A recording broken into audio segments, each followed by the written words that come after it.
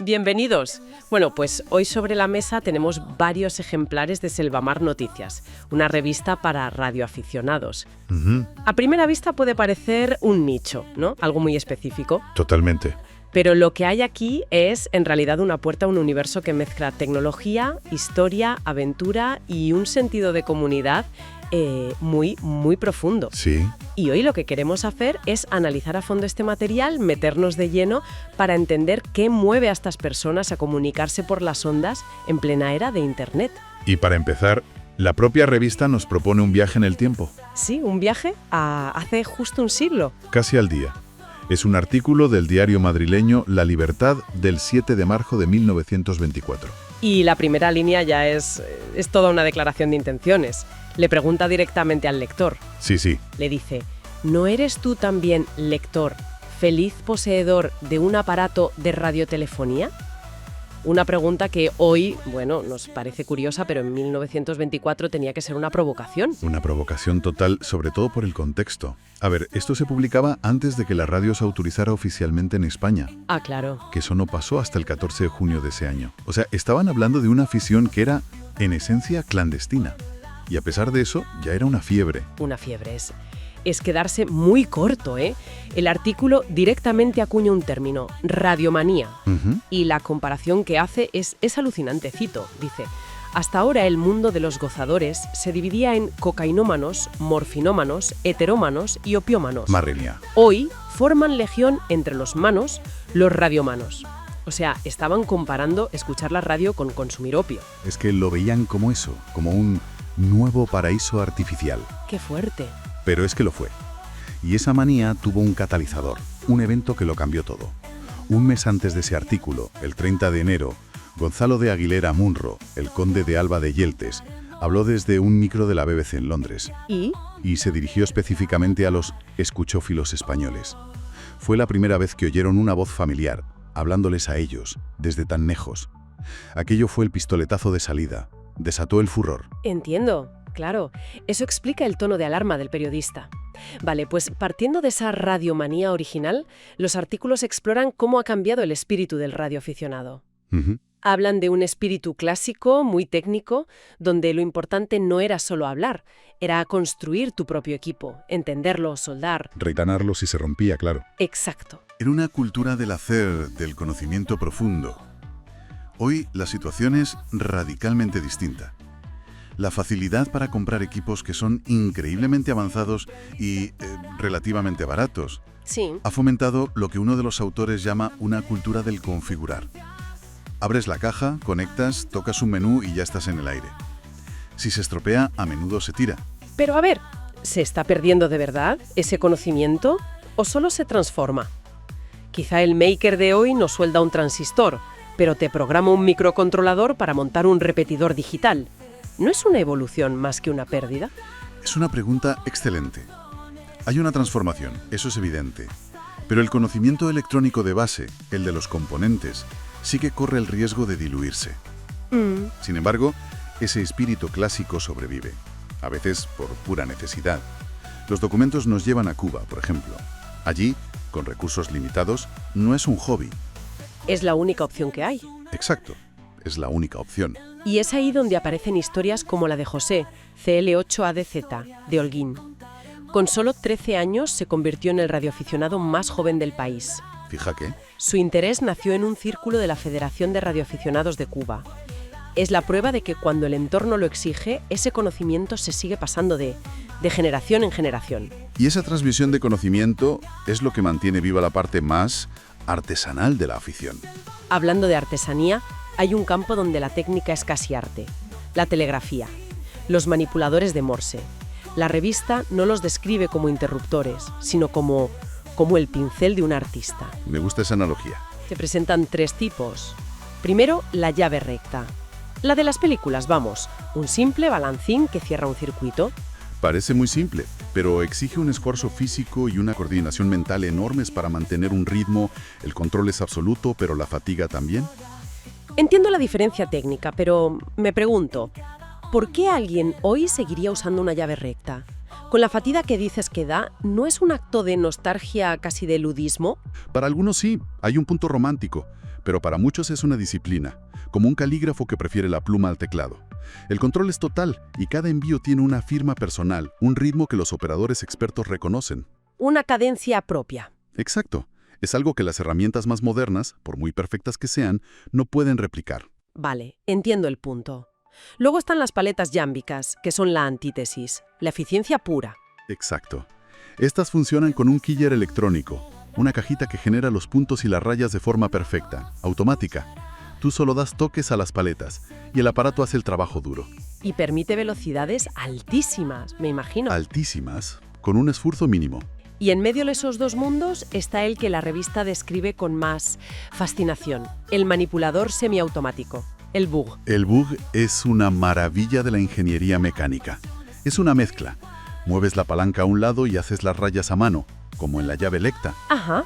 Pero si la mueves al otro lado, un resorte metálico vibra y genera una cadena de puntos perfectos, rapidísimos, de forma automática. Tiene un sonido muy musical, muy característico. Y lo más increíble es que ninguno ha sustituido a los otros. Conviven. Precisamente. Y esa coexistencia dice mucho sobre la vitalidad del Morse. No es una reliquia, es un lenguaje vivo, ¿no?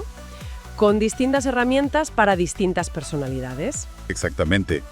Y de la técnica en el escritorio, pasamos a la acción en los lugares más inhóspitos del planeta. Y no hay lugar más inhóspito que la isla Bouvet. Los artículos la describen como el punto más aislado de la Tierra, un volcán helado en el Atlántico Sur. El escenario perfecto para una DX-expedición. Una expedición de radio a un lugar remoto. Y Bouvet, por lo que cuentan, es el santo grial. Es el número 2 en la lista de entidades más buscadas. Y ha sido escenario de muchos intentos fallidos. Llegar es una pesadilla logística, sobrevivir allí todavía más. Por eso el proyecto 3Y0K, que lo consiguió, es tan legendario. La revista entrevista a uno de los coordinadores, James, KB2FMH, y lo que cuenta de la organización es alucinante. No es solo un grupo de gente en una isla con una radio. No, para nada. Hay una estructura global detrás. Explica eso. Ahí está la clave. James habla del equipo piloto. Son un grupo de expertos que no están en la isla, sino en sus casas, por todo el mundo. ¿Y qué hacen? Su trabajo es ser el cerebro de la operación. Reciben datos en tiempo real de los operadores de Bouvet sobre las condiciones de la propagación y a la vez reciben miles de informes de todo el mundo diciendo ¿os escucho bien por aquí? O sea que son como controladores aéreos, pero para las ondas de radio, gestionando un caos de información a escala planetaria. Apuntando la antena sí. Tenéis una ventana de 20 minutos. Y todo coordinando zonas horarias de todo el planeta. Un centro de mando distribuido, 24/7. ¿Y la tecnología que permite eso? Es lo que rompe los esquemas. Para coordinarse desde un sitio como Bouvet, usaron 2 sistemas Starlink y un teléfono satelital. Y aquí está la gran revelación. Lo que esto demuestra es que la radioficción de vanguardia ya no elige. No es lo antiguo o lo nuevo. Ha hackeado el sistema. ¿En qué sentido? Utiliza la tecnología más puntera de Internet como Starlink con un único objetivo: hacer posible la forma de comunicación más fundamental y antigua que existe, la radiofrecuencia. Es una simbiosis fascinante. Es una paradoja tremenda. ¿Usar Internet para escapar de Internet? De ese extremo del mundo, el material nos trae a una emergencia mucho más cercana. Paiporta, en la Comunidad Valenciana, después de la Dana. Sí. El relato es muy claro. Cayeron las redes de fibra, cayó 5G, todo colapsó. Pero la radiofrecuencia siguió funcionando. La pregunta clave es ¿por qué? La red que montaron los voluntarios usaba equipos de uso libre, PMR 446 y banda ciudadana. ¿Vale? La característica fundamental es que no dependen de ninguna infraestructura central. No hay torres de telefonía, no hay servidores. Es comunicación de equipo a equipo. Punto a punto. Exacto. Un sistema centralizado tiene un único punto de fallo. Un sistema distribuido como este es resiliente por naturaleza. Y hay un detalle técnico que me parece crucial. Usaban modulación analógica en FM. Explican que esto permite entender una comunicación incluso si la señal es muy débil, llena de ruido. Oyes mal, pero oyes. Los sistemas digitales son de todo o nada. O la señal es casi perfecta y oyes con una claridad total, o no oyes absolutamente nada. Esa capacidad del analógico para degradarse con elegancia es una ventaja vital en una catástrofe. Y esta red no solo sirvió para coordinar logística o vigilar ríos. No. Hay un factor humano que se destaca, el apoyo psicológico. En medio del caos, de la oscuridad, el simple hecho de escuchar la voz de otra persona por la radio es un ancla emocional potentísima. Es increíble pensar en esa red de voluntarios. Y no es un caso aislado. El material nos lleva a Villa Alemana, en Chile, donde la propia municipalidad ha firmado un convenio oficial con el Club de Radioaficionados local para integrarlos en su red de emergencias. ¿Es un cambio de mentalidad? Totalmente. Sino en redes humanas y tecnologías más robustas y sencillas. Esa idea de servicio a la comunidad está en el ADN de la afición. Pero también llega a sitios donde no te lo esperarías, lugares casi sagrados. Hablas, claro, de la Ciudad del Vaticano, de su estación HV5 Pool. Exacto.